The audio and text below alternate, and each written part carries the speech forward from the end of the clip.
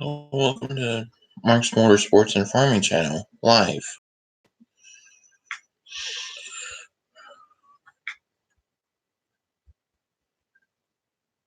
As the title says, the weather outside is not very pleasant, and plus it's dark, so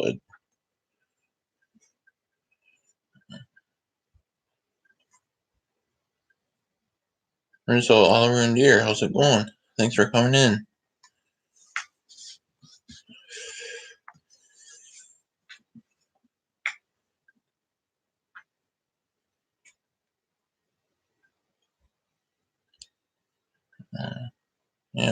See who else comes in here.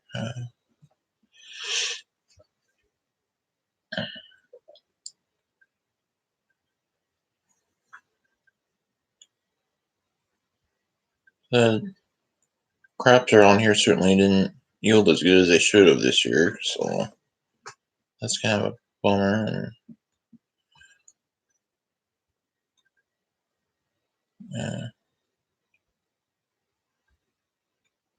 What part of the state are you in, Oliver and Deer? Or which town?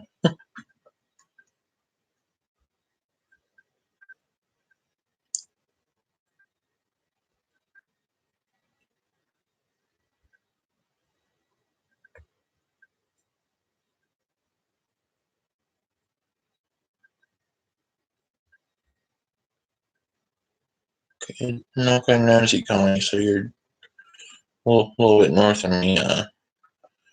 Yeah, my area did get downgraded to a weather advisory rather than a storm warning, so that is a good sign.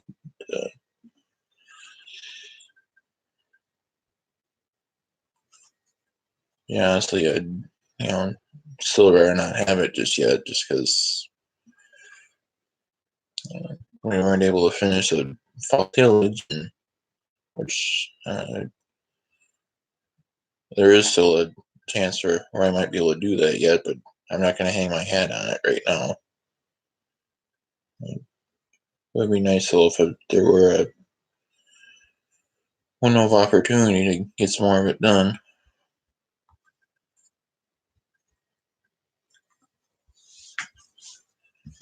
The last video you saw of that while I was moldboard plowing.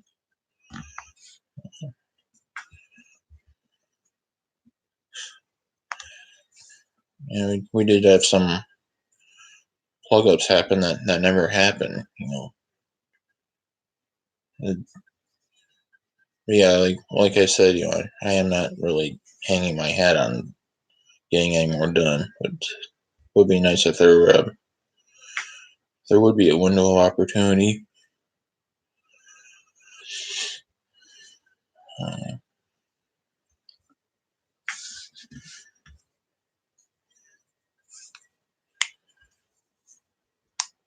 mean, it's not completely unheard of, but yeah, like I say,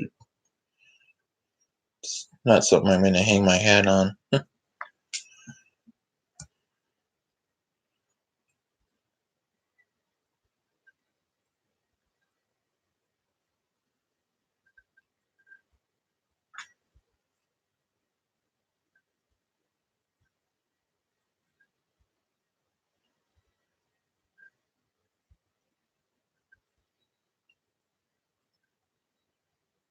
How much snow are they calling for? I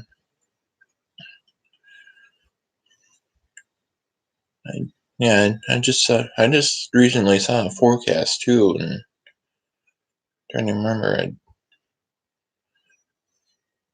think around 4 to 5 inches, if I remember right. I'll see another forecast later, I'm sure, but when the late news comes on, but.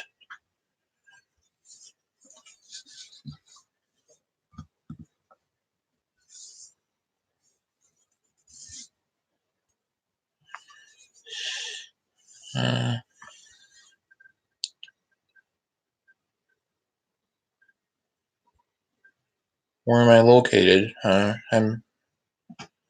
The town is called Mayer, Minnesota, which is west of the Twin Cities. So yeah, if any of you guys have heard of Millennial Farmer, that channel, he's about 2 hours west and north of me, close to Glenwood, Alexandria area. So yeah, it'd be nice if I could catch up with him in person at some point.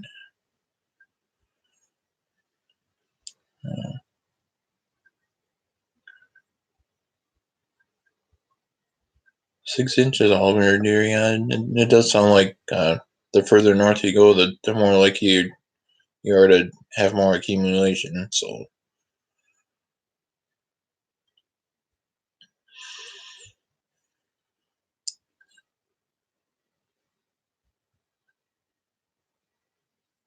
yeah, if you've heard of Watertown Mayor School District, that's the area that I'm in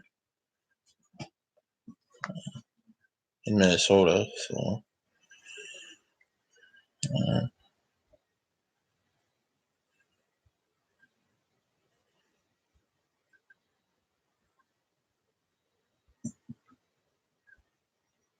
what type of a book are you writing, Oliver and Deer?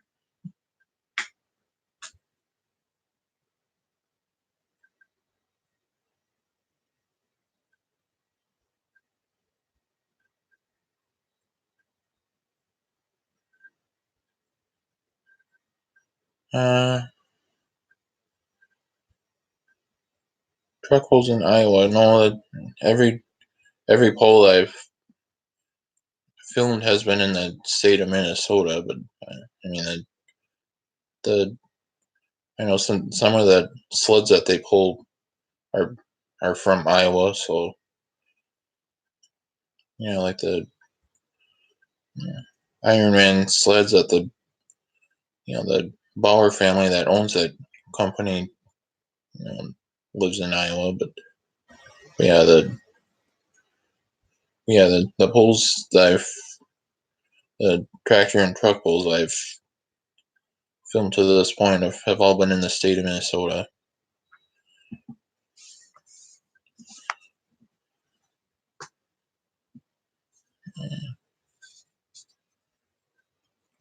And yeah, especially for here, that's pretty well done.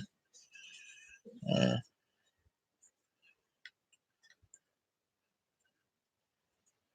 yeah, that was pretty much done even before I got into harvesting this year. So yeah, the month of November has pretty much been all farming related content because there's no more tractor and truck pulls or any sort of race to go to. Sorry if it shakes a little bit. I'm kind of holding on to the computer a little bit. Uh,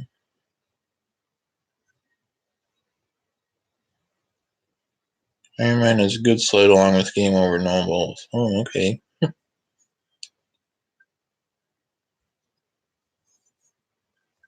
Hi, Tony. How's it going there? Wallace Farms. Thanks for stopping in here.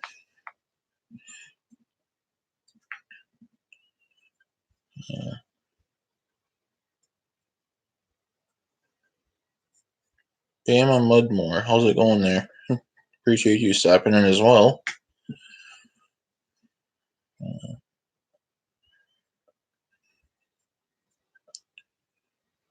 But yeah, but now where I was headed is, the motorsports aspect of this channel will be a little bit more active throughout the winter and a lot less stuff that I'm able to do related to farming as far as videos go.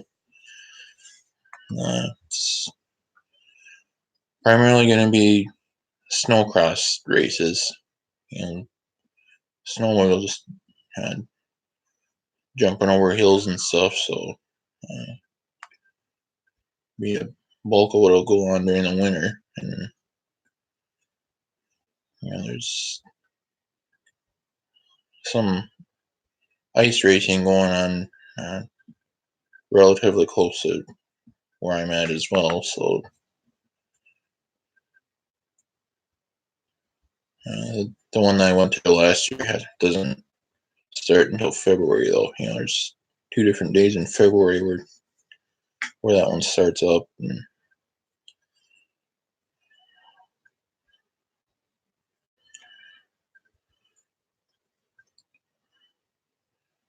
$75 in Talladega, Alabama. I'd take that kind of weather over what we're dealing with anytime.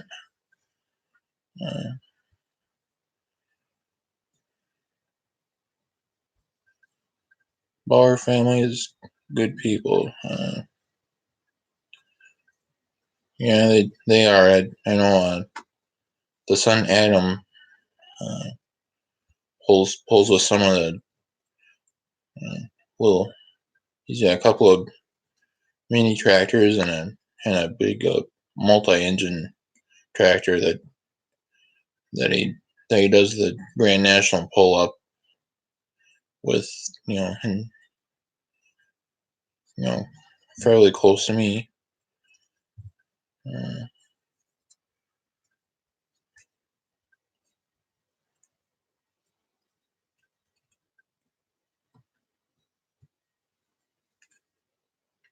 Lee from Game Over does a few bowls and usually does the polls for Iowa. Okay.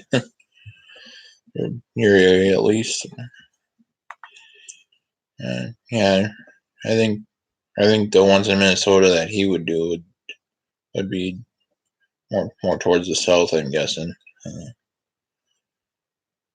It's more so where I saw that sled is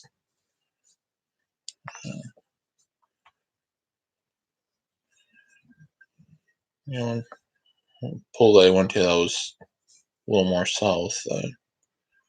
Do you ever go down to Casson for the big semi poles? I have not gone down there yet. I've certainly heard of that one, but no, I have not been there yet. Maybe I will be able to look that up and see if I can get down there this coming year.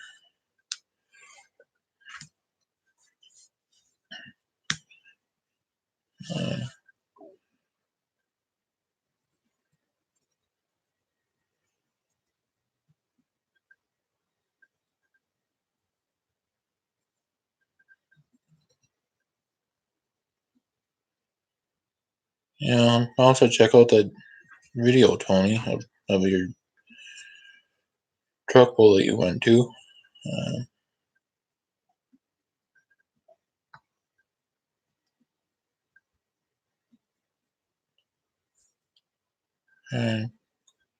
Yeah, that is kind of a sport, pulling trucks or pulling tractors. I mean, as many pulls as some of the guys go to. Some might think that it's more of a lifestyle where it's. I mean, it's definitely not something that you can make a living doing. That's for sure.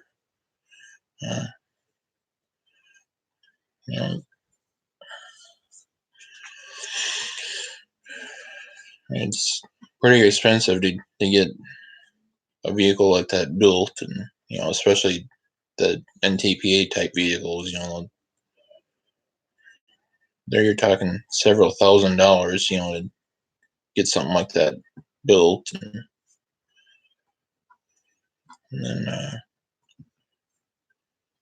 then I don't know what they have to go through, to get certified by the NTPA to drive their vehicle, and then a lot of times they do commit to a regional circuit or Grand National circuit or something, and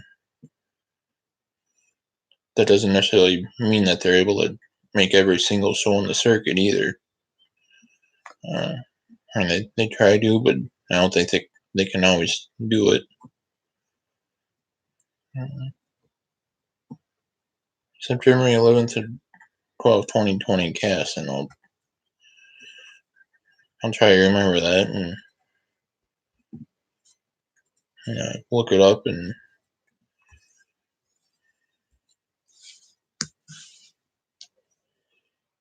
see if it's doable for me to go down there and watch that and get some video footage of it and whatever else.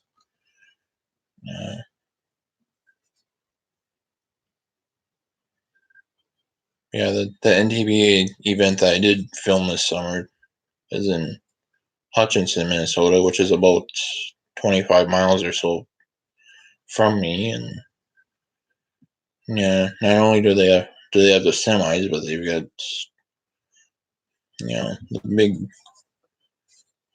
unlimited multiple motor modified tractors there, and the mini modified tractors.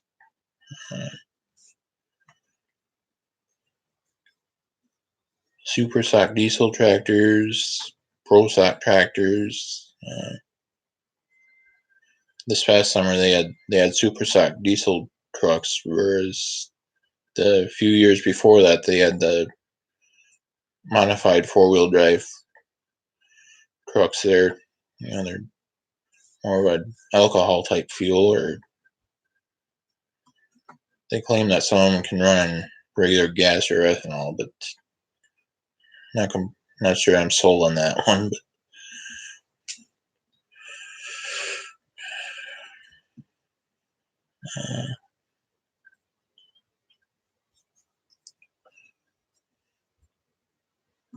yeah, there has been 6 different classes at that poll the last few years or so now.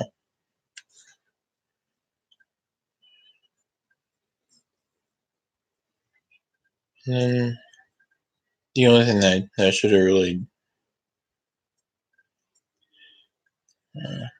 done there is, when they started with the mini modified, there were a few of the pickups at the end that I should have went ahead and filmed, even though that wasn't the focal point of that video, because most of them had already gone. But I should still film them and then just note if not in the title and as part of the description that there were a few leftover trucks. I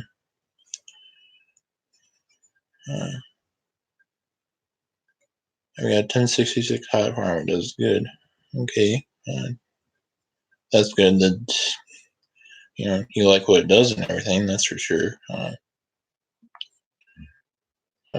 How far north do you go to pull with that tractor?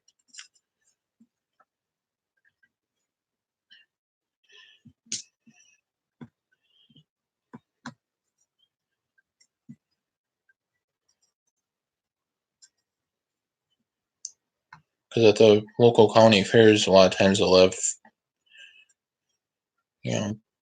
a class like that, or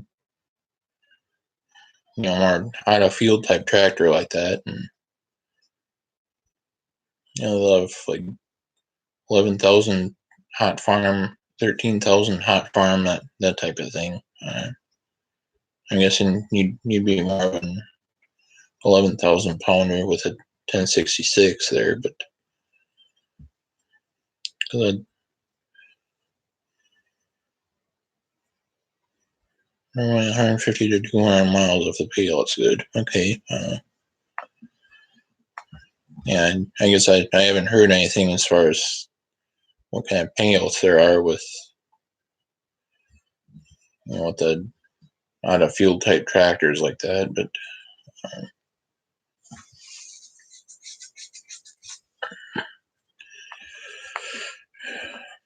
yeah, I know the county fairs that are fairly close to me. You usually have pretty good turnout for that type of tractor. When they have an out of field pull like that.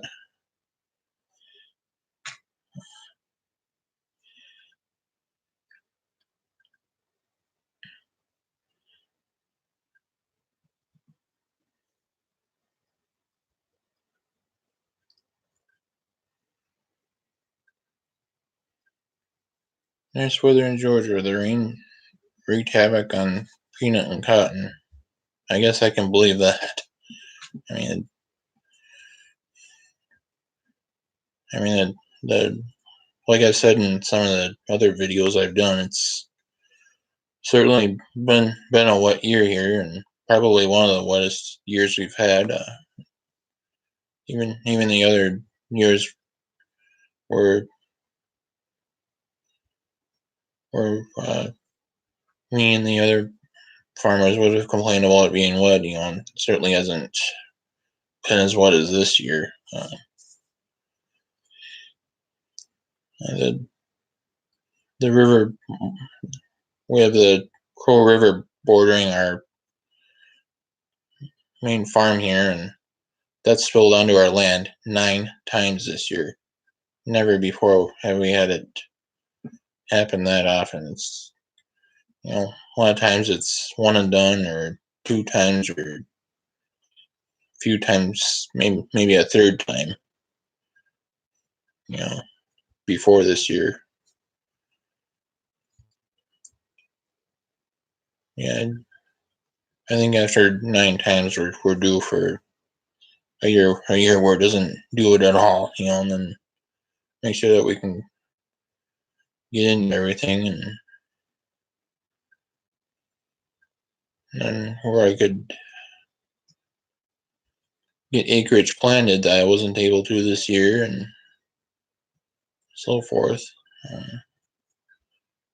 But yeah, as I was saying, I'm doing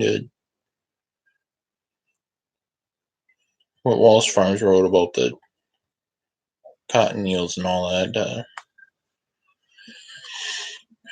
The conditions certainly played a factor in why the crop yields were so poor this year. Because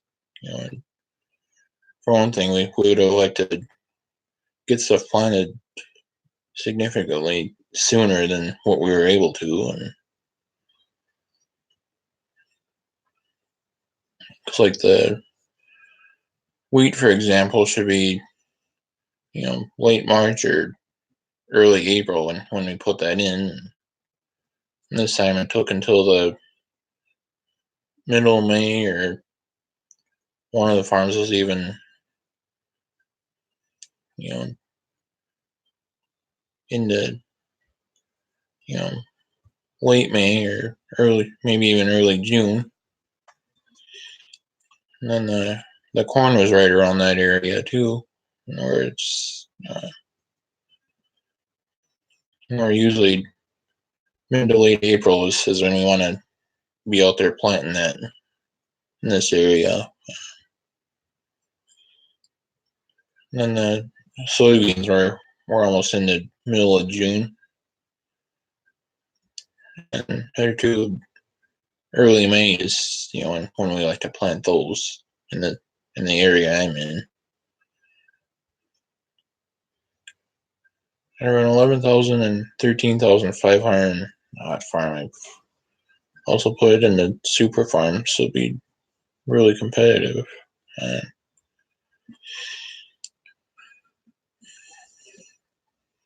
But yeah, John, if you would want to bring that up to the area I'm at, maybe look up Carver County Fair, because I know Carver County does have a 11,000 class.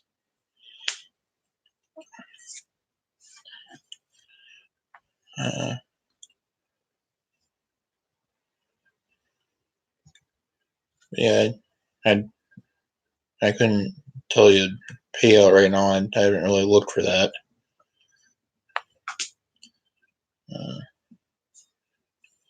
But yeah, there'd be a place to look. Maybe look up Carver County Fair in Minnesota, or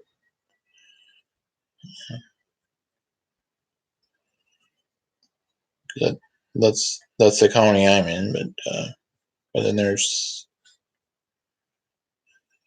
I think Sibley County had a class for that type of tractor this year. But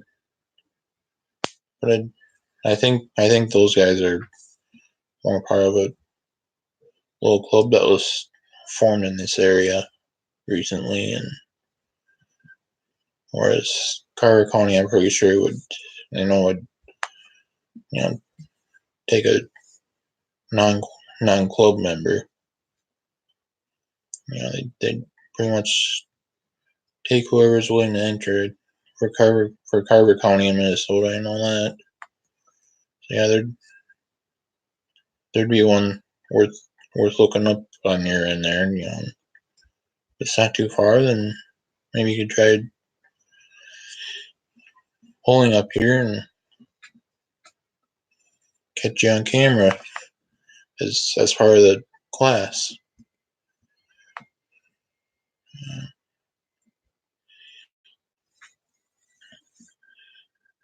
Yeah, I know that there. I know they do have a 11,000 and 13,000. So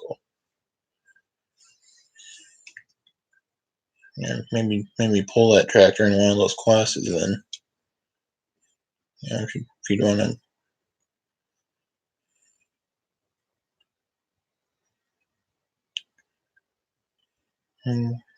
Yeah, that is in about the middle part of August though. So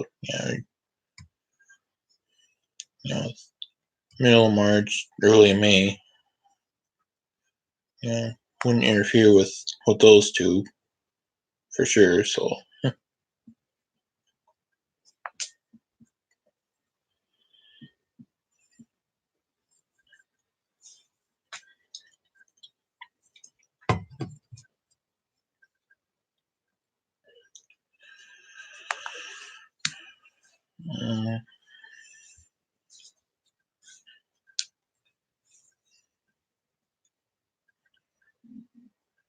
Yeah, I know in Kentucky, the middle of February, they do indoor pull with NTPA type tractors and trucks and whatnot. Yeah, it's during the National Machinery Show, which I've tossed around a little bit for this year, or for this coming winter.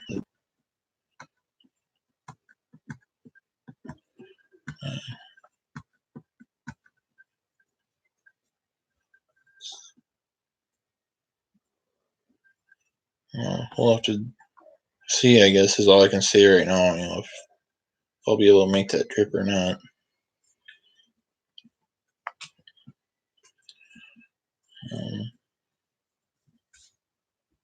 I'd like to go down there this coming winter just because, there's other farmer YouTubers down there, and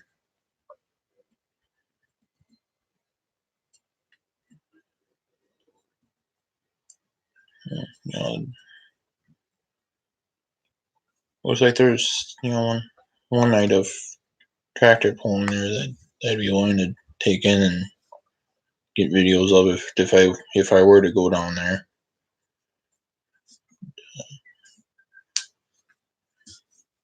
Yeah, there'd certainly be more than one reason for me going down there if I do.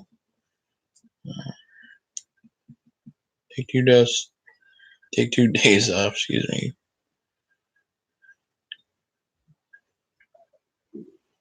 Relay for Life. Yeah, they do stuff up here too with Relay for Life. You know, not tractor pulls, but I think they do kind of a small marathon or type of thing up here with Relay for Life. So yeah, that organization is known of up here too. Louisville, Kentucky is a blast. Yeah, I would not doubt that, and I'm sure I'd like it too if I were to go down there. I'd certainly like to, but have to see if it's doable for me or not.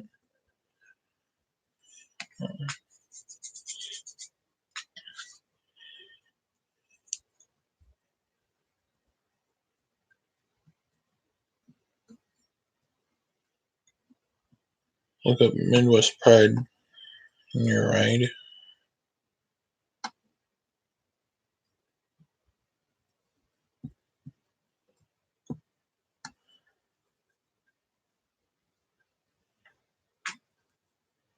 Is Midwest Pride the name of the group that puts on the poll then?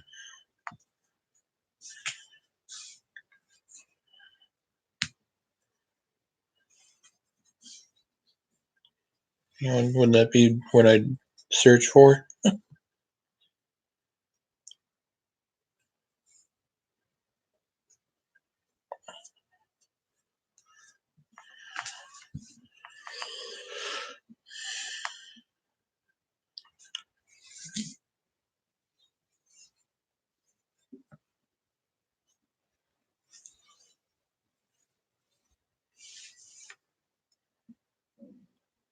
Okay.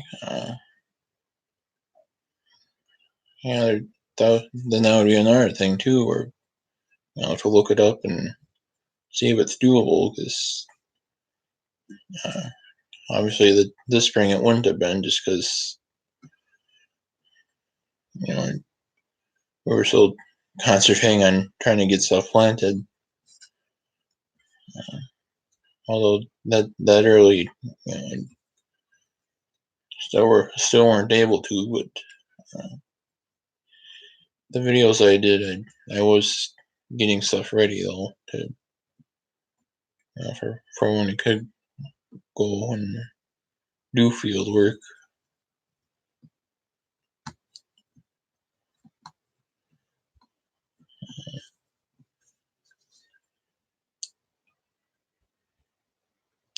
Maybe we might have been doing field work at the time already on catching up on tillage that would normally be done in the fall that we weren't able to do last fall. So there'll probably be some of that again this year. In fact, more like I said earlier, that's most likely what's going to happen. Is whatever tillage we didn't get done, we'll have to wait until spring.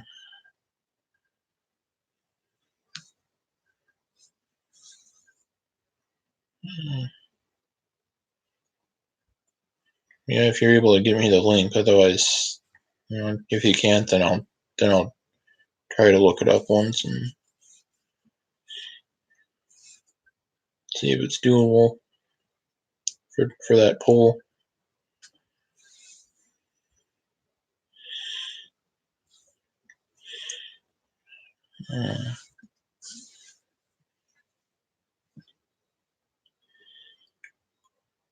Yeah, otherwise, where I'm at, the tractor and truck pulls were done for probably a couple months for sure, maybe even longer than that. Actually, it was about a couple months ago, the last poll that I went to and filmed.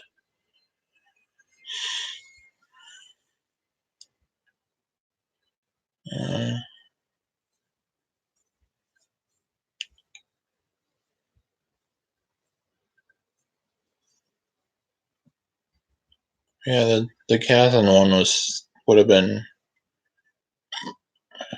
late August, because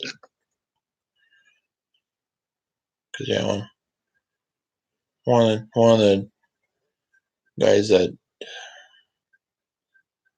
pulled in the late August poll I filmed was also gonna go running that one. And that was gonna be his last one for the year.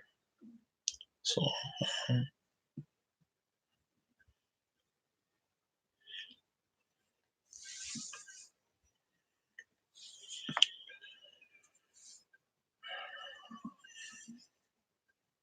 yeah, going in the winter, like I said earlier in the video, going to be primarily snowcross events. Hold on, let me post a link. Okay.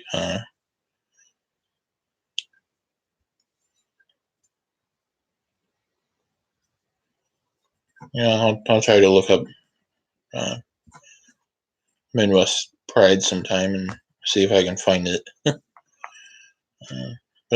yeah, as I was saying now,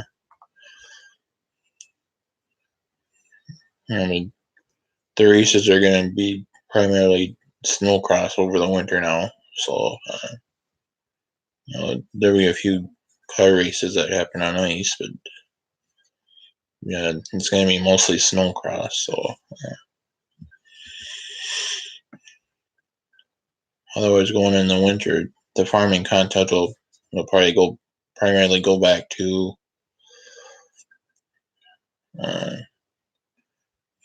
recording hay markets and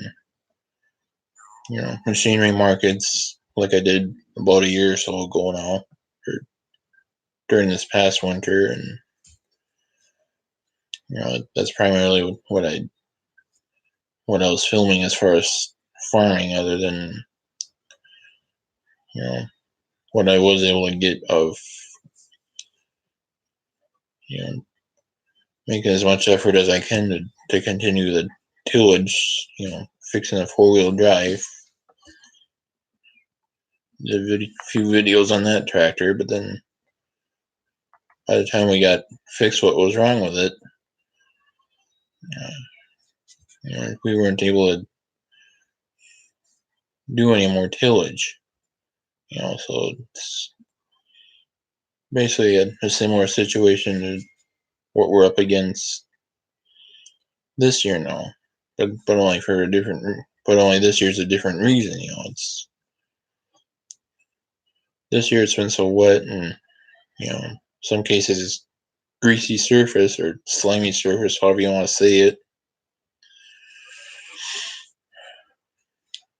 So yeah, the last video of my tillage was the one where I was moldboard plowing, and there too, we had the plow dragging trash, and which does not happen at all, especially in the fall. Well, actually, period. Didn't never had that in the spring either. So,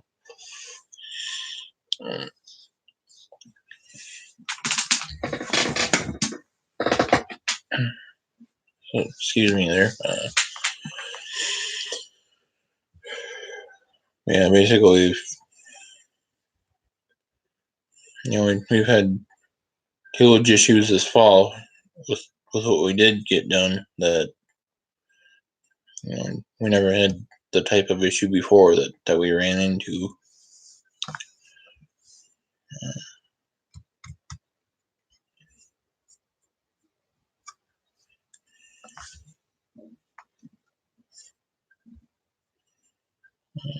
Yeah, you might have seen the pile of soybean trash in that video, and I can, I think I'll be able to point out, in the next channel update that I do, being that December starts tomorrow already.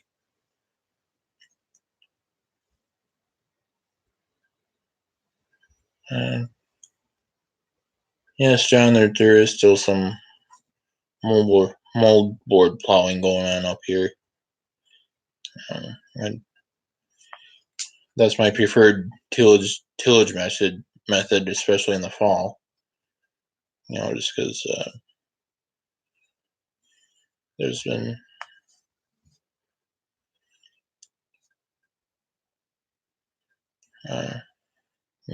there's been kind of a science behind it, as far as the snow melting quicker and drying out faster.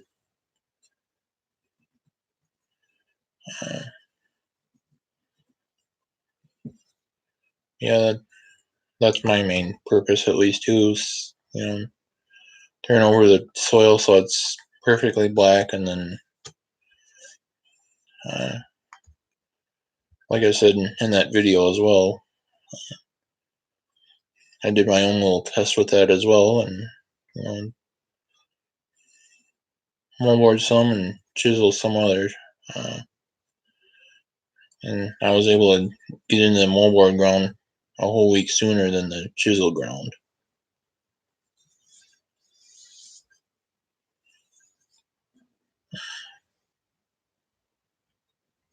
Did they harvest any of the corn that I scouted? Yes, it appears that each of the fields that I scouted in those videos did get harvested. So then I did see a few fields as well after I made those videos of other fields that hadn't been harvested yet, but whereas now it appears those did get harvested as well, probably about the time that I finished or shortly after I finished. In fact, that second video that I just put up yesterday of the John Deere tractor and the Case International Ripper tilling the ground, that was a field that I had kept seeing that hadn't been touched, and got up to it that they thinking I'd be able to do a crop scouting video again, and then all of a sudden I look and crops off and they're turning over the ground. So then, I was kind of fortunate there that I was at least able to get footage of them ripping up the ground with their equipment. Yeah, there's one more fall tillage video. Besides that one that I was able to get, and I was also able to get a guy nearby combining soybeans or harvesting soybeans,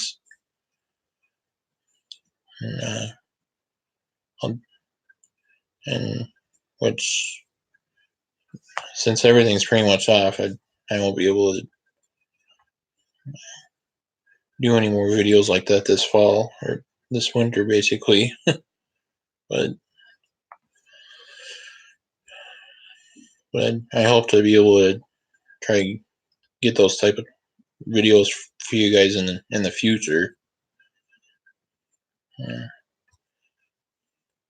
And that type of video is a lot of what you'll see with like Big Tractor Power and Mike Less, those channels. It's what a lot of their videos are of.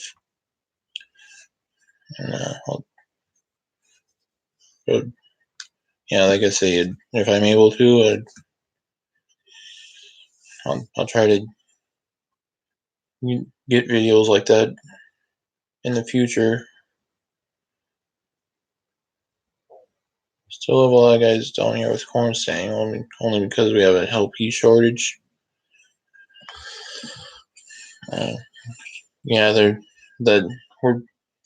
other farmers up here have felt that LP shortage as well, and that's probably a factor in why I was able to do as many scouting videos of cornfields as I was able to do this fall. Just because they had to leave it standing longer than they probably would have liked to, because it took them a while to get the propane that they would have needed in order to combine it off, and to where they can run into their drying system and get the moisture down there where they can store it. In fact, only Millennial Farmer also mentioned that in one of the videos he did. They're having a little bit of a challenge getting propane to keep going. And, they're able to get big tankerfuls delivered at a time, and in that video they were able to get, they had to take a half a tanker full rather than a full tanker full, because it was that hard to get.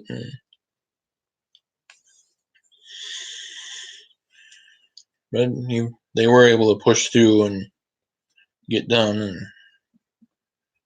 And the last video he posted was of some of the cleanup work that they did around the home farm there.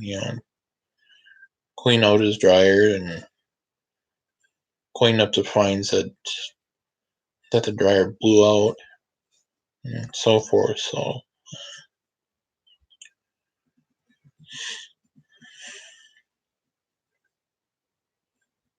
yeah, as of now, I do not know of any crops that they're still staying in the fields in the area where I'm at. Pretty much went to minimum till this year, but I completely rip everything this year just to level the fields out again. Yeah, that does seem to be an advantage of using a disc ripper like I have. It's like a regular disc, but only there's shanks in the middle, so it does still stay fairly level.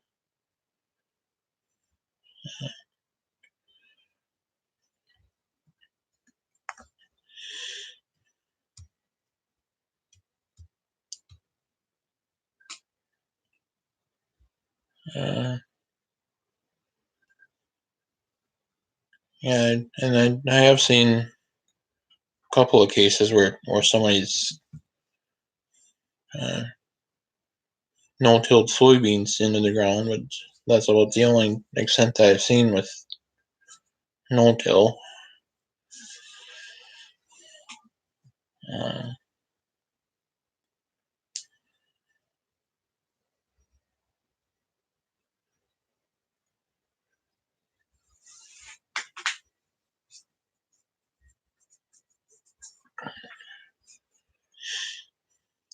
In some cases, I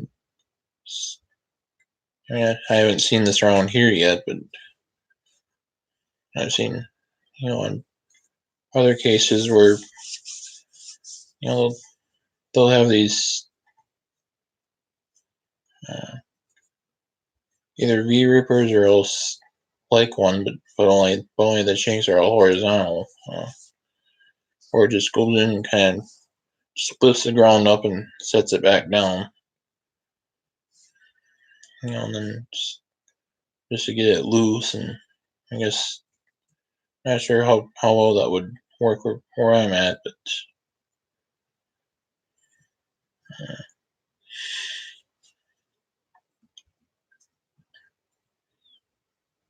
I like no tilling corn into beans stubble, weather permitting. Yeah, I haven't seen that around here, where corn gets no-tilled so much, but I've only seen that with beans or with soybeans.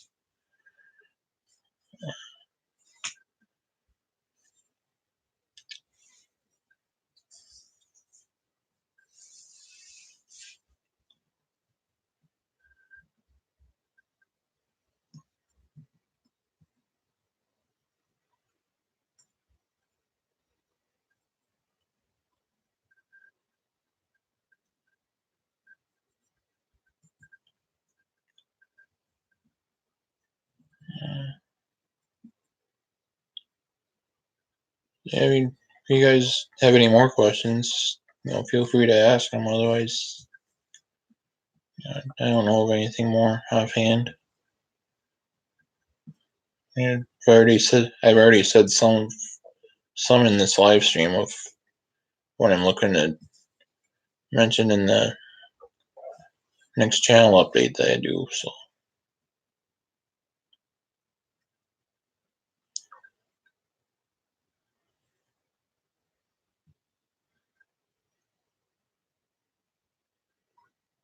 Most years I don't see any yield reduction. Okay.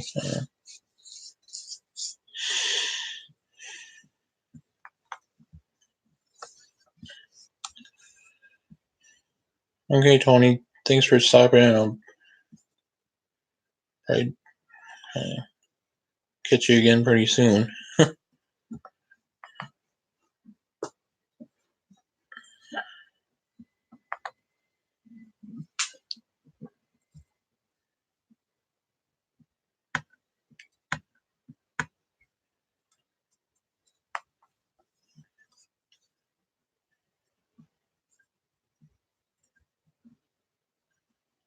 Yeah, if you guys have any more questions, feel free to ask them. Otherwise, like I say, that's about all I have for now.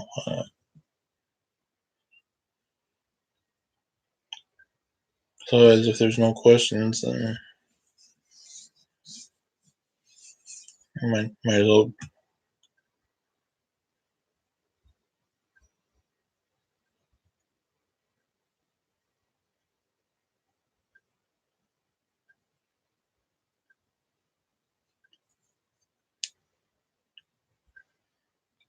Yeah,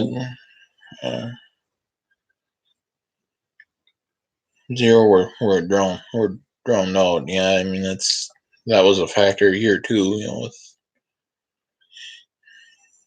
With some places I only had I had corn plants about maybe that big or so. Just because it's pretty wet in that area, and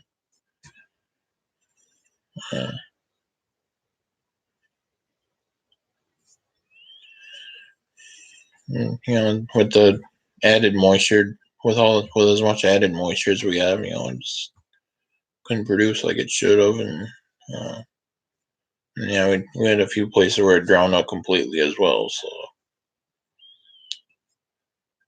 you guys sound big on corn yields. I certainly am. I mean, the wet year this year, it's probably the worst crop I've had in a while.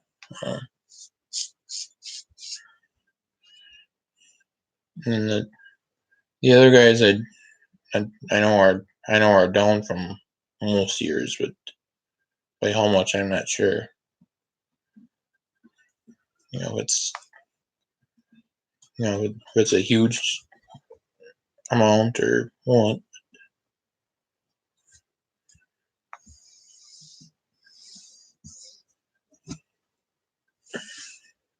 I'll have to turn my corn production into the insurance, and I'll probably get some from them, which helps some, but doesn't always help as much as guys think it does. But it is better to get the amount of help I'll be able to, rather than not being able to get help in a case like that. But yeah, the wheat and the soybeans have already been submitted. Submitted the bushel harvest for the soybeans, and then that same day, the insurance adjuster came out and measured the different gravity boxes that I have the wheat in right now, and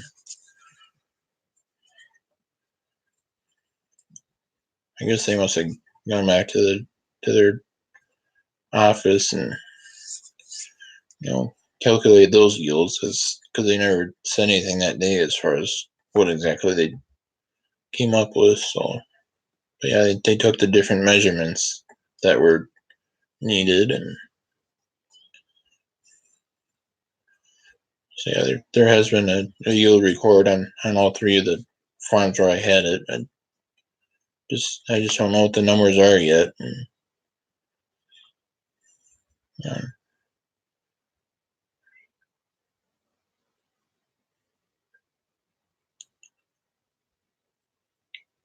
wasn't their worst, but I won't complain. I raised 30. That's depressing. And it certainly is. I mean, I mean, especially anytime you get less than 100, it's the depression factor gets up there. So, but yeah, with the wheat, I mean, not only would I like to know to try to get a feel for what kind of compensation I'll get from the insurance for that, but also because I'm gonna have to mix those bushels in with next year's crop in order to get rid of it. Being that it got harvested late enough to where the quality wouldn't be there. And then once I know how many bushels I had this year that are going to get mixed in, then I'll probably have to tell them I'm doing that. But then we'd have to be sure that those bushels get subtracted from the total, and then determine what next year's crop really is in the end.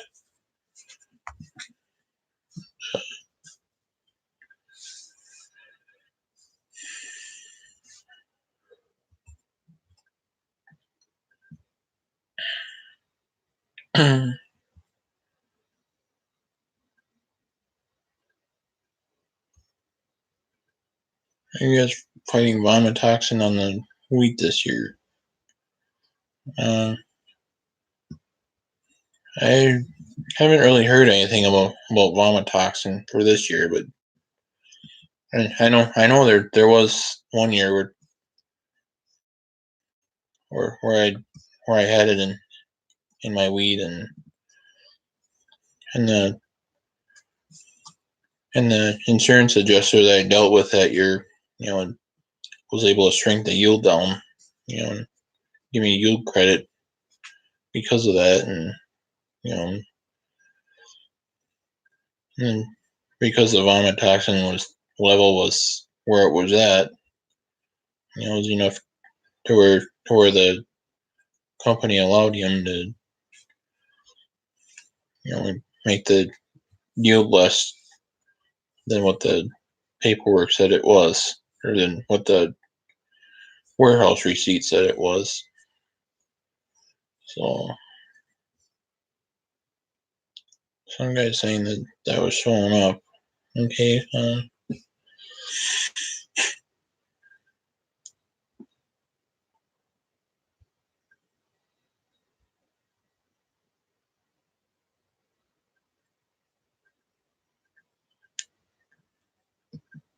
I have not heard that name at all. So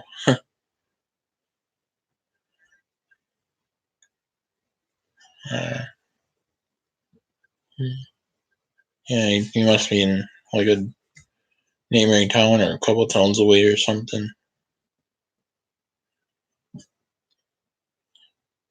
I haven't heard of the name Jeltsin at all, as far as a household or anything. So,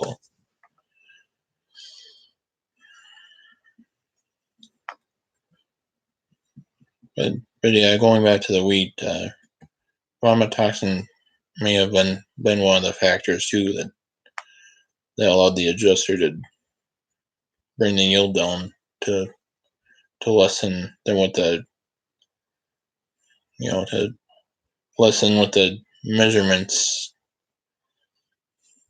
said it was.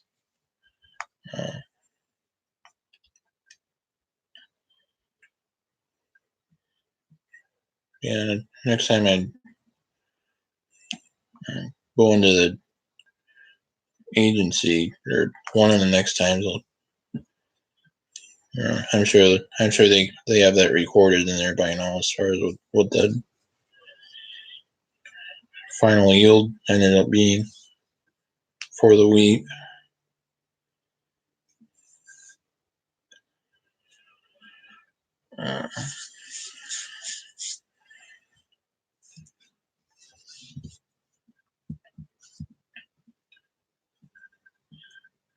And then the corn, it's been a good 5 years since we've had, you know, moisture levels like some of it was.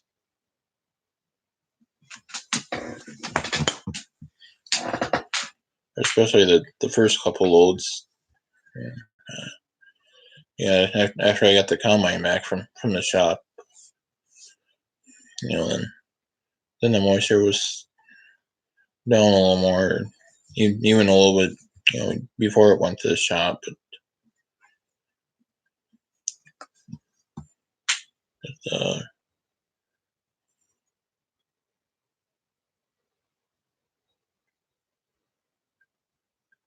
usually you see it show up on dry years, but sometimes it shows up on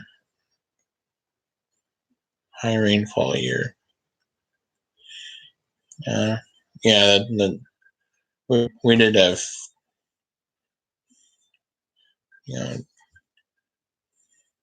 fairly dry conditions the year that I know that the vomitoxin was found in my wheat. But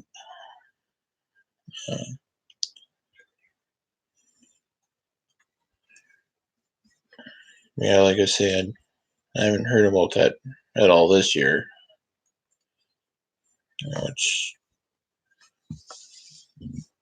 It could have been a factor or one of the things that allowed the yield to be adjusted down a little further than what the measurements said. But yeah, I don't know for sure if it was a factor or not this year.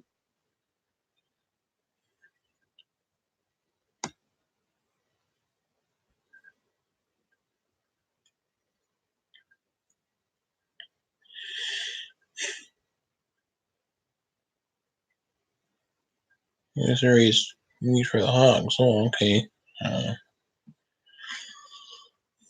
I guess that's the first time I've heard about wheat getting fed to hogs.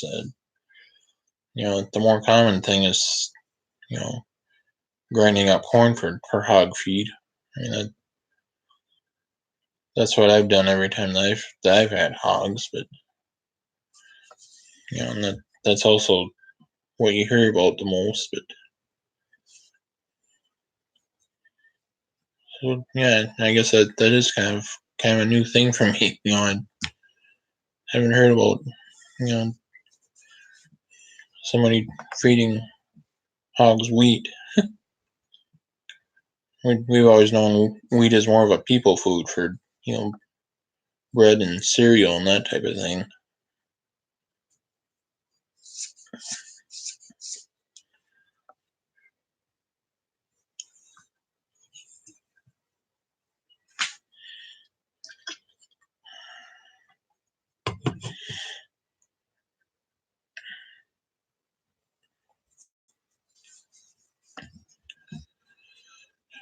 But yeah, I mean,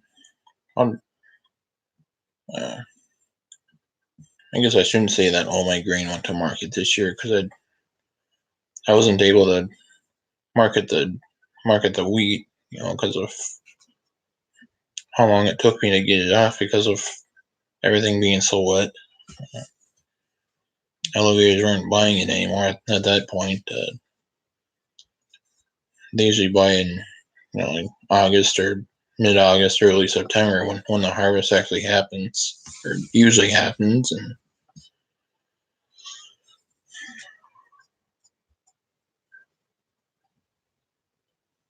usually bring up the protein and filler for dry sows. Okay. And yeah, they're too. Even for sows, I've only heard about ground corn up until now.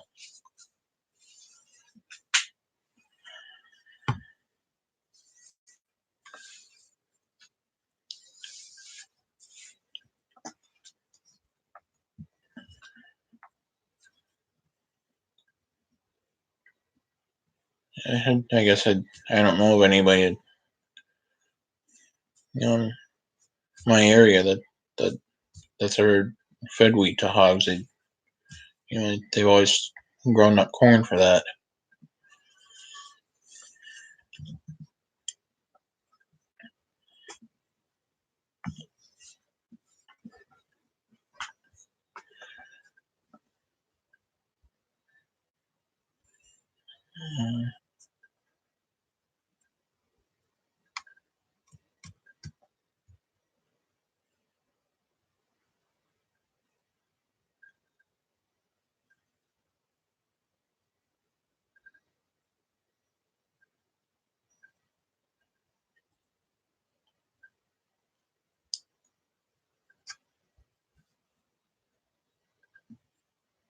If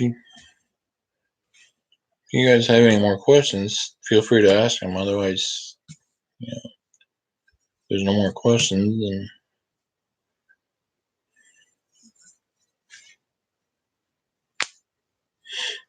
call it good on this video. Yeah, if you guys haven't already, I do have a Facebook page for this channel as well. So if you haven't already, be sure to check that out. I've been putting pictures and posts and so forth whenever I'm able to. So, and the pictures I put out so far have been directly tied to videos I've done as well. So, yeah, if you see it there, you'll see a video of it on this channel. So,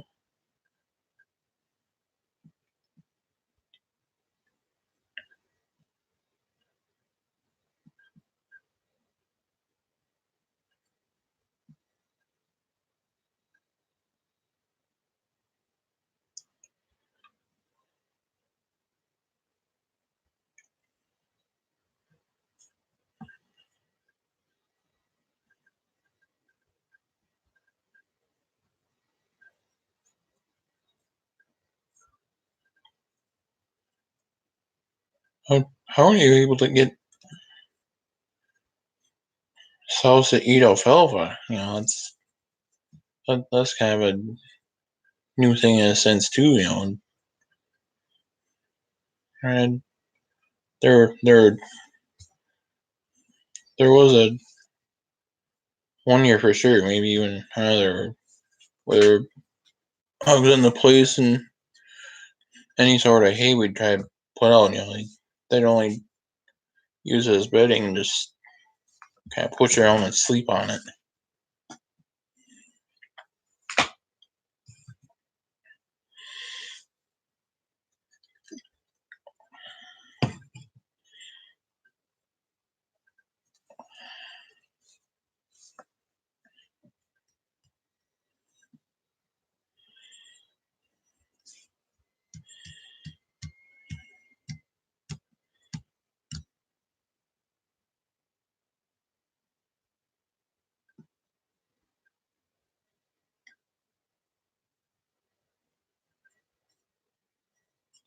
And use corn, wheat, and alfalfa as kind of a mixture. That's not something I heard about either.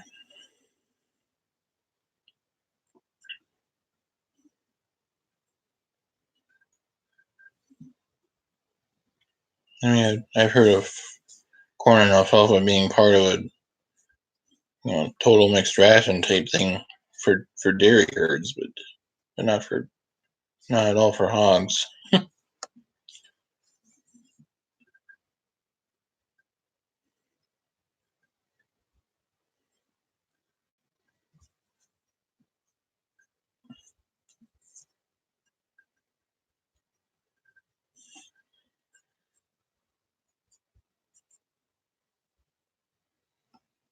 Oh, hammer mill, okay.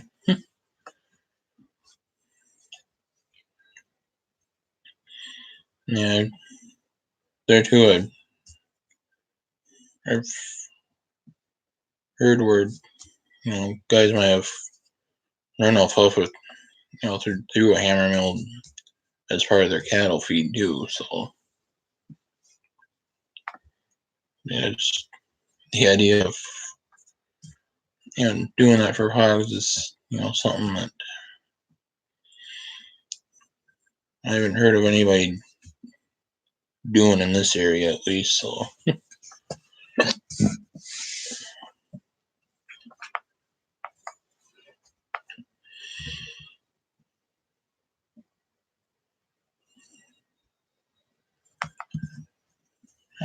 yeah,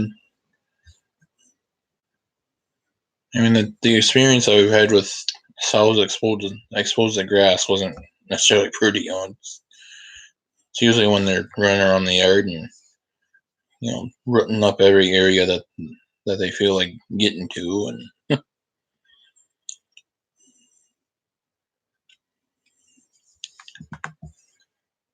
yeah, basically the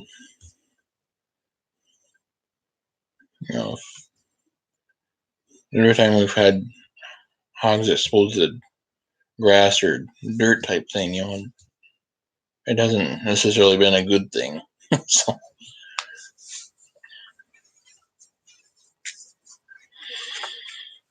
yeah,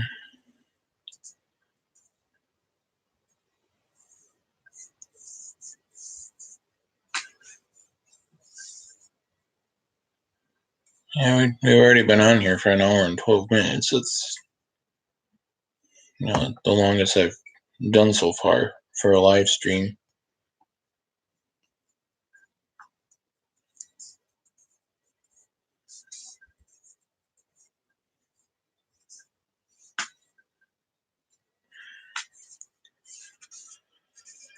But yeah, I guess, like I said, unless you guys have some more questions, then I don't know of anything more. So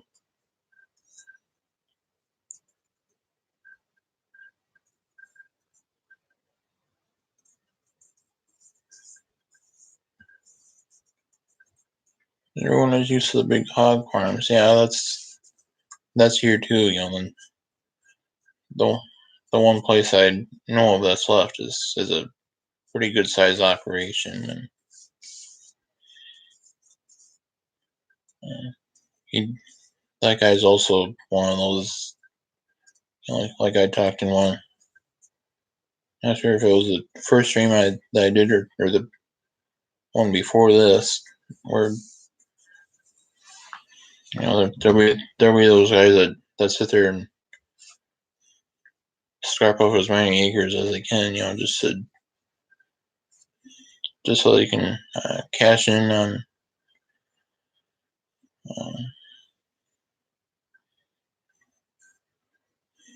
on insurance when we get a what year like this. They don't necessarily try to plant those acres so much.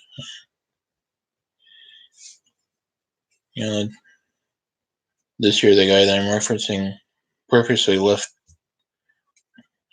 half of his land sit. Whereas at least most of those landlords would have been better off to try to reach out to somebody like myself who doesn't have a huge amount of acreage and would like to get more.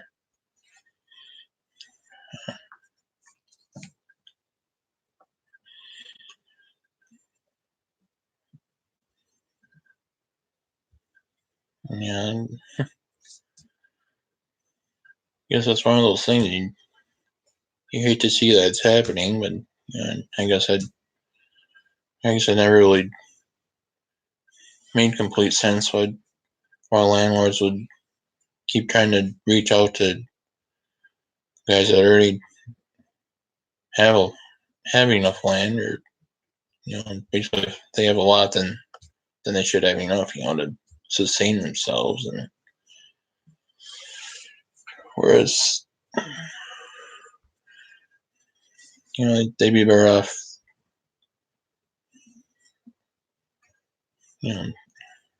staying away from guys like that. And like I said a little bit ago, they'd be better off reaching out to somebody like myself, that doesn't have a lot of acres, but and would like to get more, start running more.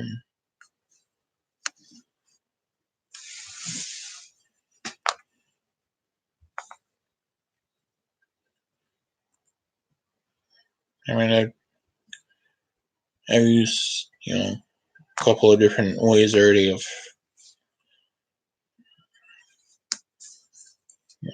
trying to reach some of those guys, and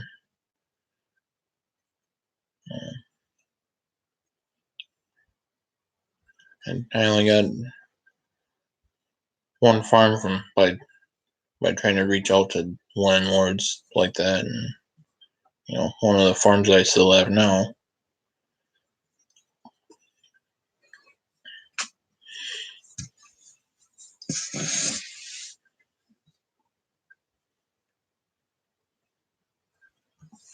But yeah, that's kind of the sad thing. There's, you have somebody like myself, that doesn't have a lot of acres, and trying to find more acres to farm, and then every time then by the time you hear of,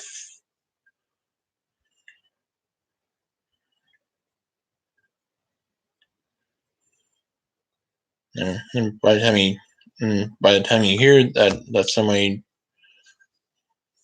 quit farming, then then they've already got their land rented out to somebody that already had enough land to begin with.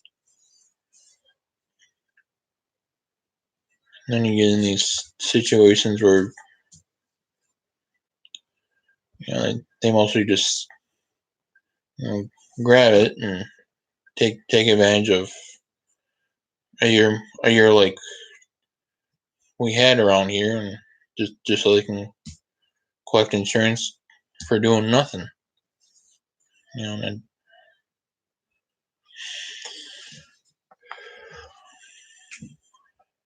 it's like I said a couple times before, those guys would be better off to reach out to somebody like myself that doesn't have a whole lot of acreage, and would like to farm more acreage. Am I raising cattle? Yes, I do have 4 steers here right now, and I might get that many more. But I guess there's supposed to be a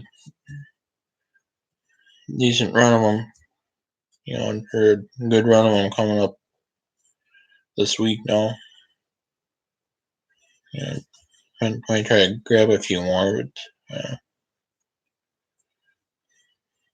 but otherwise, I think if I don't get any more this upcoming week, then I'll probably just pull the plug until spring and stick with the 4 that I have, and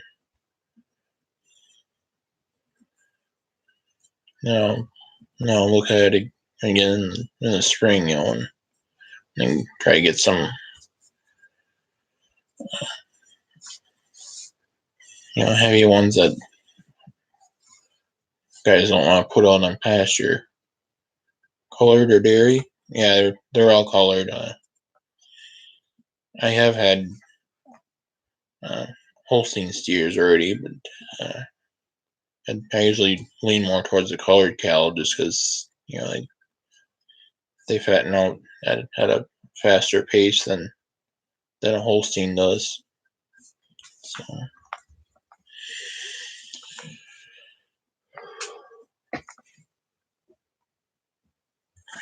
or at least most breeds do. I mean, you still get some that don't feed out worth a crap.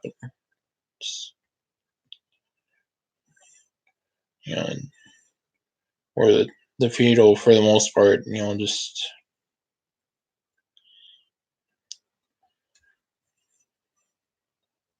any or like I say for the most part, fetal just go out the back door. It won't really gain them any weight. Some of the breeds, but the ones that I usually see around here, aren't like that though.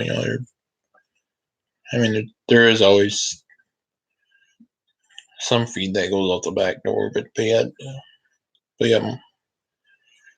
lot of it's used as a way to help them gain.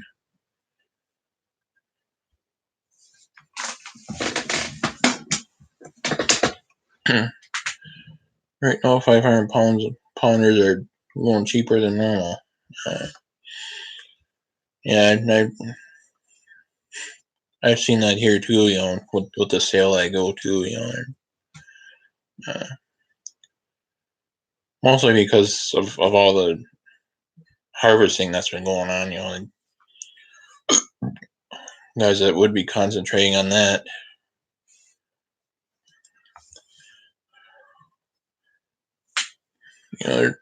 Heard guys that would normally go to the sale to get cattle were concentrating on their harvest, and so there wasn't quite as much demand, and then prices were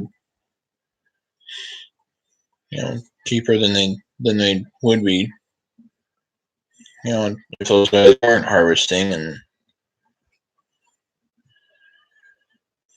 were able to go to the sale and get some cattle.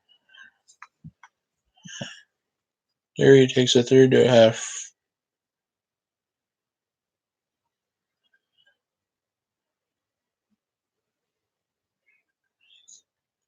As much feed to get them to gain weight. Yeah, there's definitely truth to that too. Dairy breeds, even when they're fixed up to where they can't breed anything or get bred to anything. Even when they're in that kind of condition,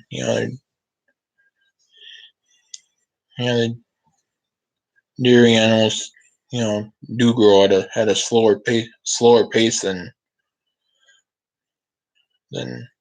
most color breeds. So,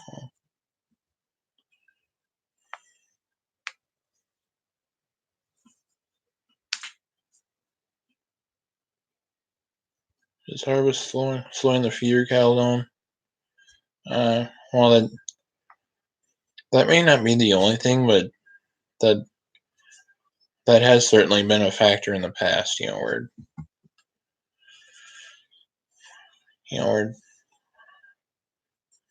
some have enough of both, and then when if they have enough acres of crops to harvest, then they want to be focusing on getting that done rather than buying cattle, and then by now when harvest and field work is done or can't be done, then they're able to start going to sale barns and buying cattle again, and then that's been seen in the spring as well. Where guys will want to be getting the crops planted, and then when that's done, then they can go to the sale barns and start buying cattle again. Especially those that move cattle through fast enough to where they always have room for them.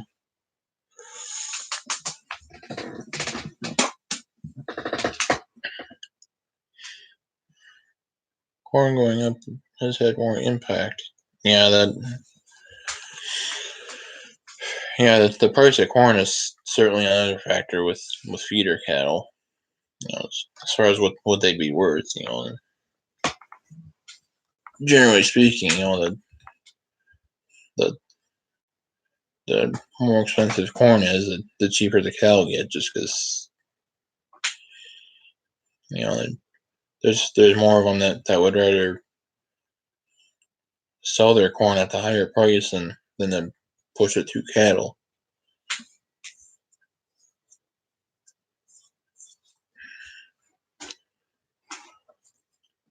So yeah, there's definitely a factor with price of corn having something to do with what feeder cattle are worth.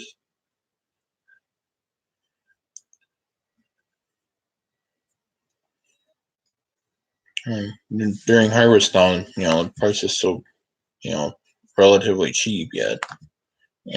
Considering what it costs to raise a bushel. Even when you get a good crop.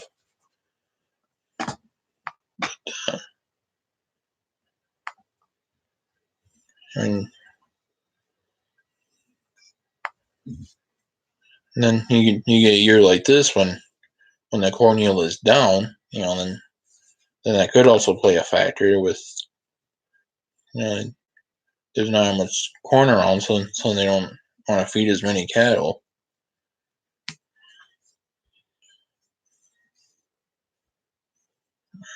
So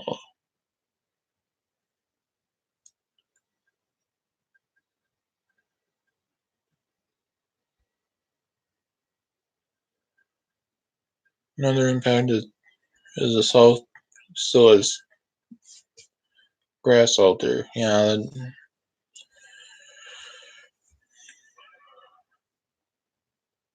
Hi Jackie, thanks for coming in. Gerald Farms.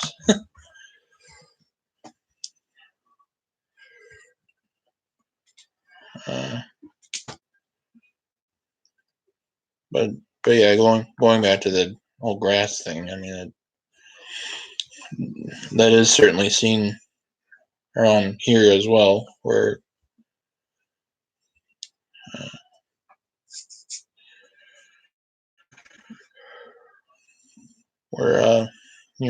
in the spring, they'll want to buy cattle, just have something keeping their pastures clean and that type of thing. So then feeder cattle usually go up a little bit at that time.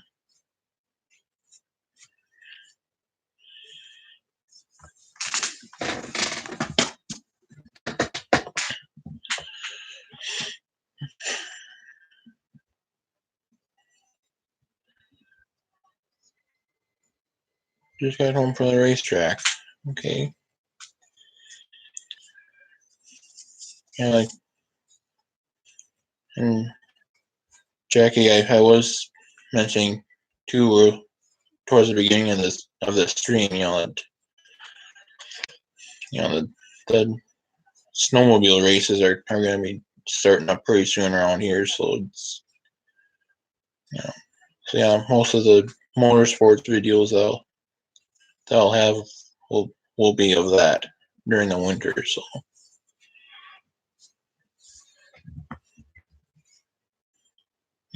So consider it snowcross galore around here over the winter months.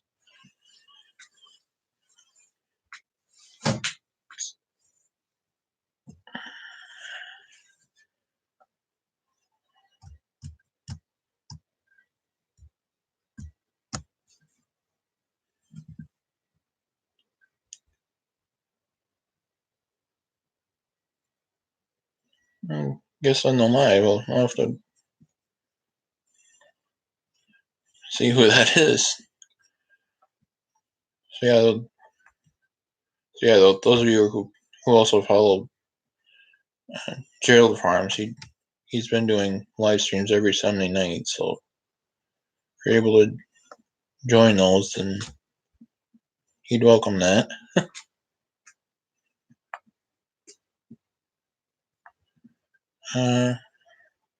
Do I study the markets? I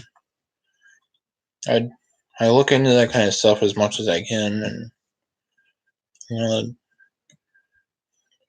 elevator managers and all that, hear a lot of that stuff too. So then, so now I'll hear some of that stuff from them.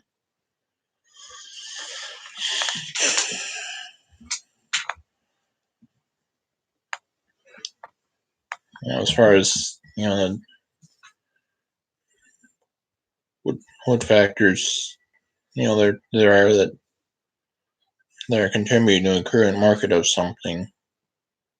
I happen to know that Trump putting tariffs on stuff with China, that's definitely been hurting us here with with the grains.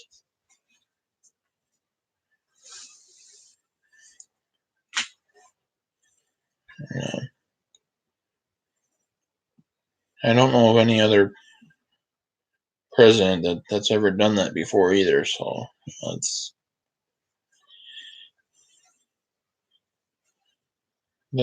why I'd be more so against Trump compared to the other presidents we've had. I mean, not that the past ones are all perfect, but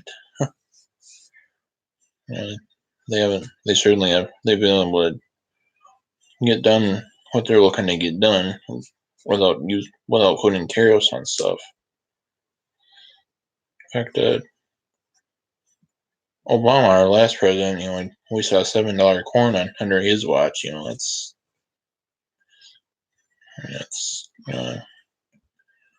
that was nice to see while it lasted, and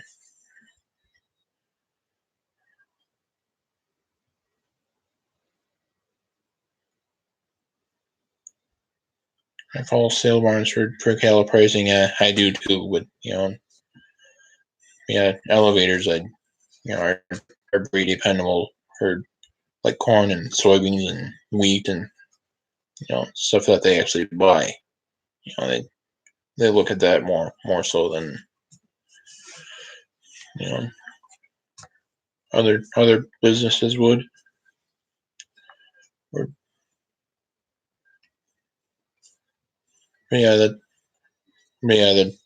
The sale barns is also what I use too. What's buying feeder cattle, I usually ask what the fat cattle went for that morning, or within a week or whatever, and then I'll use that market to as a way to determine what I'm able to pay for feeder cattle and have it penciled out. So.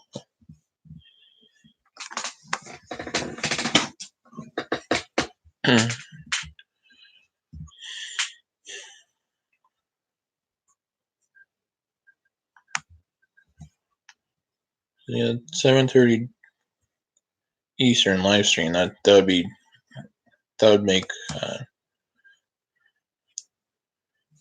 6:30 Central Time here. So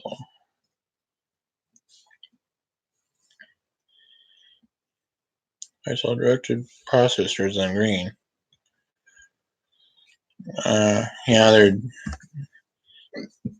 There isn't too much of that around here.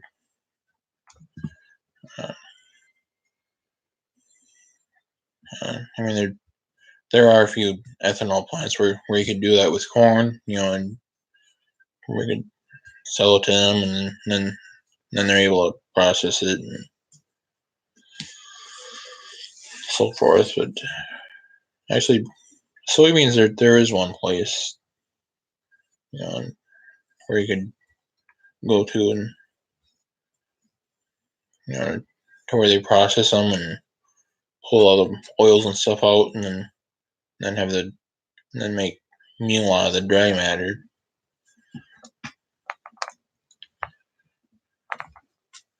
Yeah, it's a good time to buy. Yeah, I guess I would agree with that, Jackie. Especially with harvest in this area. pretty much just got done not too long ago. Some there were other ones that finished, at the time or slightly after I did, as far as having a crop off the field. Yeah,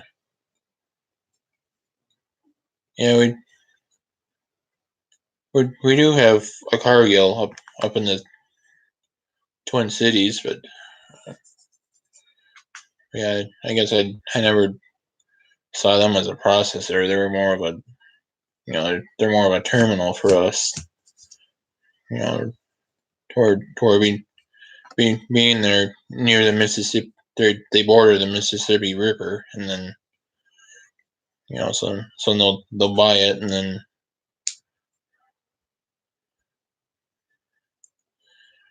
they'll buy it, and then when a barge comes up to them, they'll load it on the barge and send it down to Louisiana. So yeah, they don't really. I guess we haven't known them around here to process grain.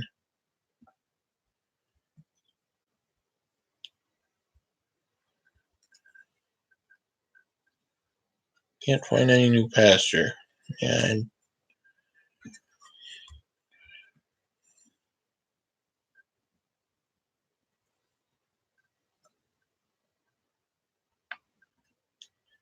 $10, $15, 500 pounds. So, it could certainly be worse than that, Jackie. I mean, there's been, some cases, where they've been under $1 a pound. Especially like I've said throughout this stream, harvest just wrapped up. So some of the guys that would be at the sale barns buying cattle were concentrating on their field work. So then there wasn't as much of a there hasn't been as much of a demand the last couple months or so as there would be otherwise, and it's usually not a couple months either. The only reason it's been about that long now is, or this year, I mean, is because everything's been so wet. They do a little here, a little there, and things in between to keep them all occupied, and where their mind has not been on cattle. Whereas now some of the guys might start thinking more about buying cattle to feed. So yeah, you might start seeing the prices go back up a little bit with feeder cattle. Now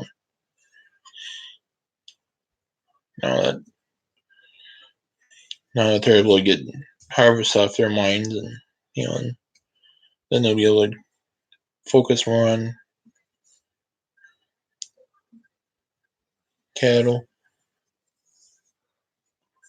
Holding cattle until spring. Hopefully it gets a little better. Yeah, spring has been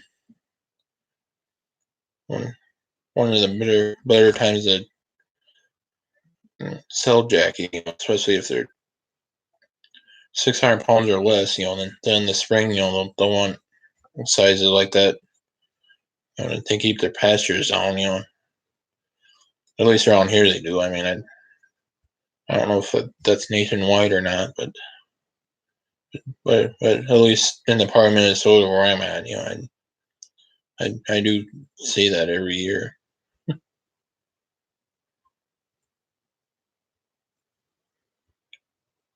Market could still blow up too. Yeah, I mean, there's always a chance of that, and nobody really knows for sure.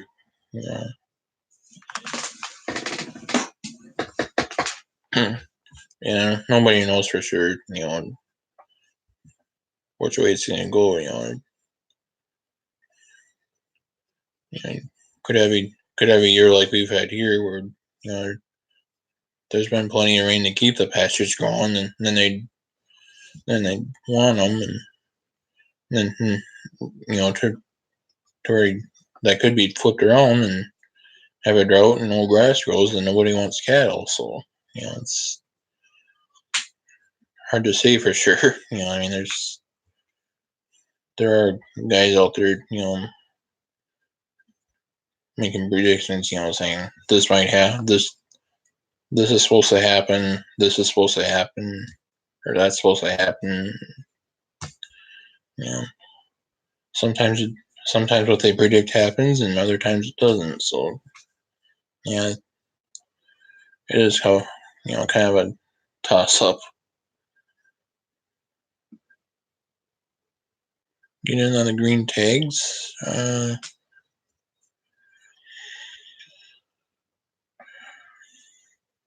You mean like number tags or something else?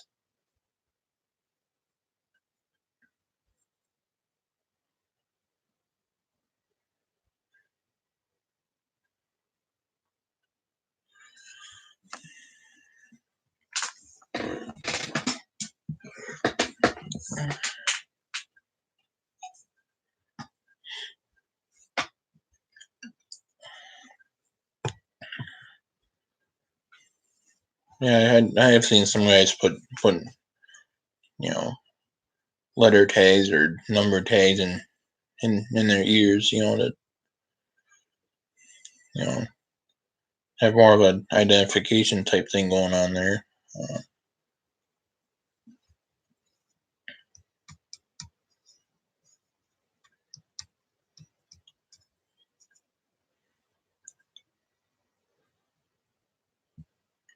Starting to see drought, grain goes up, cattle go down.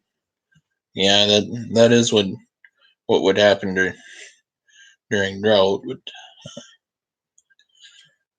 And whether the uh, Chicago born investors and so forth will buy into that or not, I don't know. But I mean, honestly, it would be better, if they would buy into a drought and have the price of grain go up, and then a drought doesn't happen.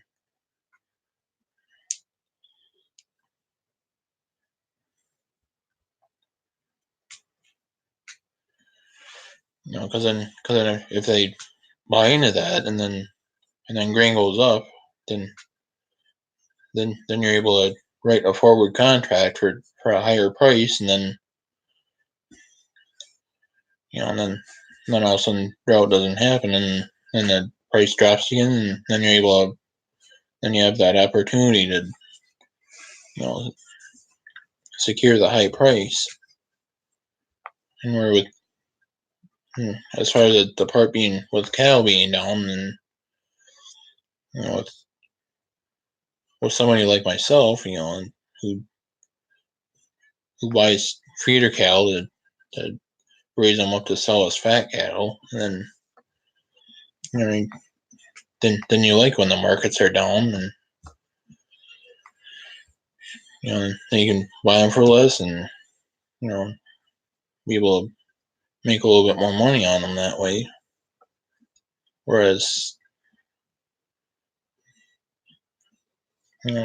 somebody like Jackie, Gerald Farms, they'd rather not have feeder cattle prices drop, and you got cow calf operation like that, then and somebody like that would want feeder cattle to be high, so that they can maximize their income. So so that yeah, basically the whole cow market, somebody wins, the other one loses, so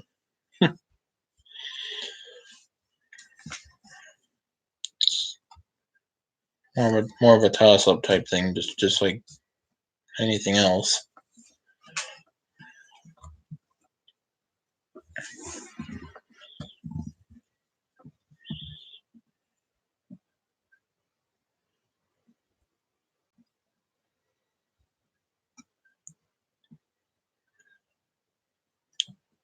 I try to sell a set amount of green every month, unless I see a jump in the market. Yeah, that's what I try to do too. Whenever I write forward contracts and stuff, is I try to get a feel for when we've reached the top of the market, and then secure my price at that point, and then when it drops, and then then I've got my higher price secured. It's a crapshoot every year. I do agree with that. Yes.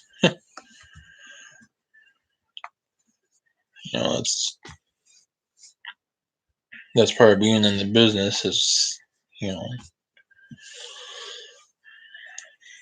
I was trying to play that the best you can, and try to get as high of a price for your green as you can. For somebody like me, that's dependent more so on the crop aspect. And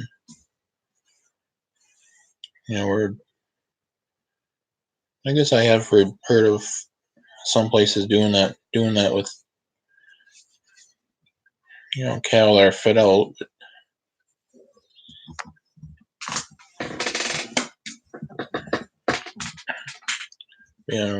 No place close to me does that.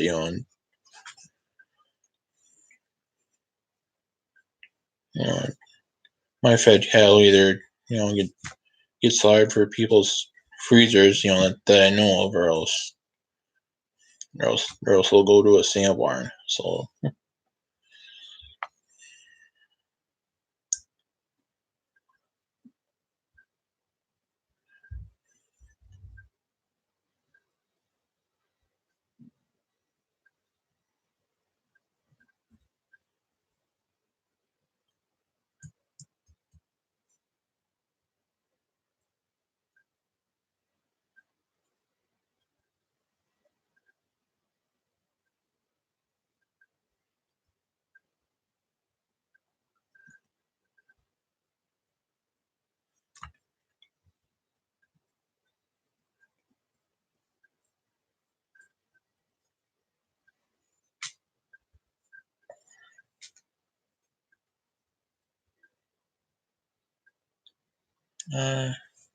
looking at background in cattle. I mean that's kind of along the lines of feeder cattle. Yeah, I do have a cousin that's done just backgrounding before, and that used to work for him. Yeah, that doesn't always work. To to buy them at, let's say 400 pounds, and then sell them as an 800 pounder. That doesn't always work. Because there too, it's when if the feeder market drops too much, then you don't get your expenses back either that you spent on backgrounding.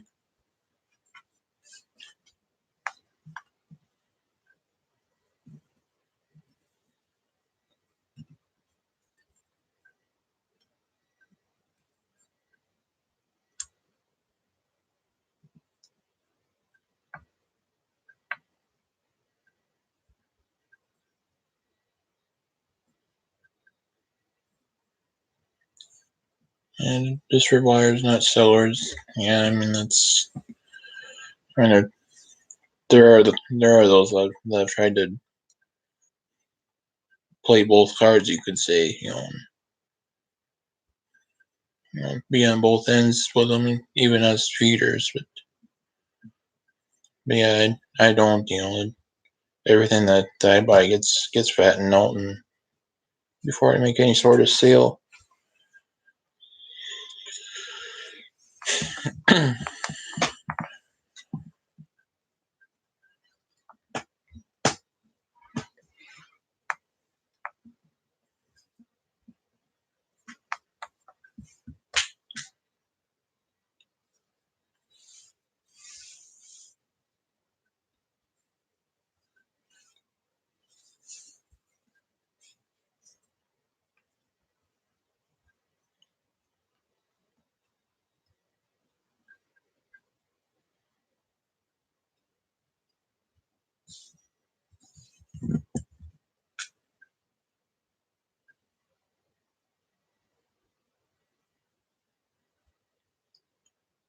Well, if there's any more questions, get them out there. Otherwise, I don't have anything more, and then there's no more questions, and call it a video.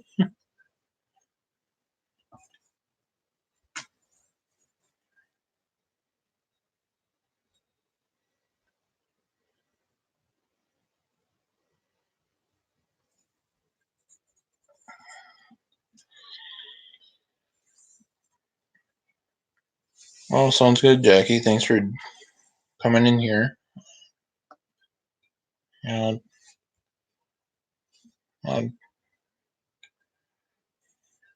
should be able to catch you tomorrow night. I'll do my best on that. And most weeks I've been able to catch you on Sundays, but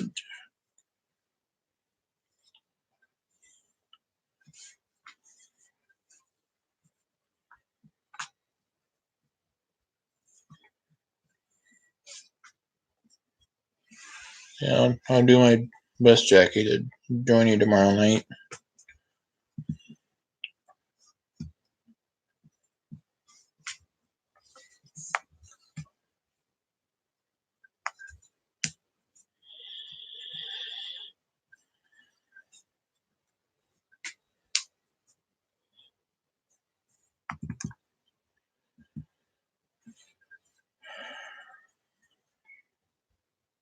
All right, John, thanks for stopping in here, John Warren. Yeah, we're starting to approach 2 hours that this stream has gone on, so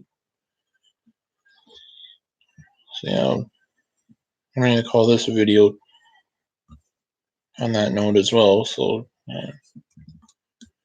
thanks to those of you that tune in here live, and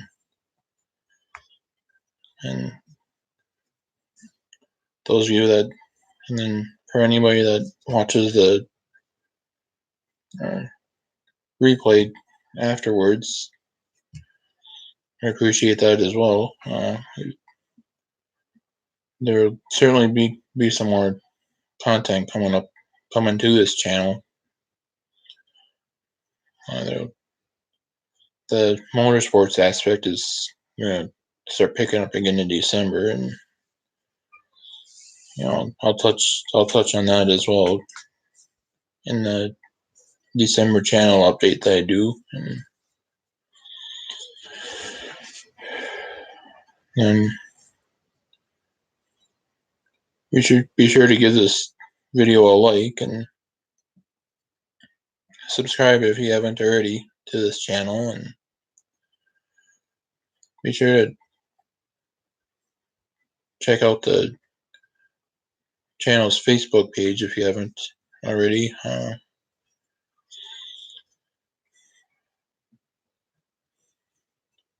And